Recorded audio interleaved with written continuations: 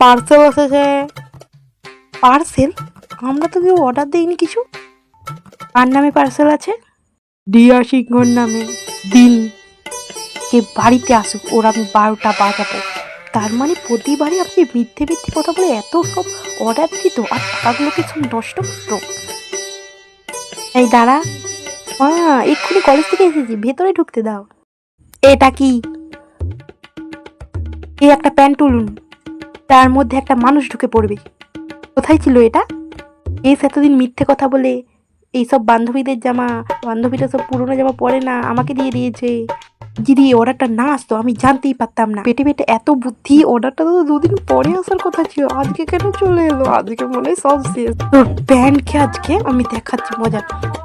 আর বান্ধবী অর্ডার দিয়েছে, ভুল করে আমাদের বাড়ি চলে এসেছে। আমাকে একদম মিথ্যে কথা বোঝাতে আসবি না। আমি এই অর্ডারটা এসেছে বান্ধবীর অর্ডার।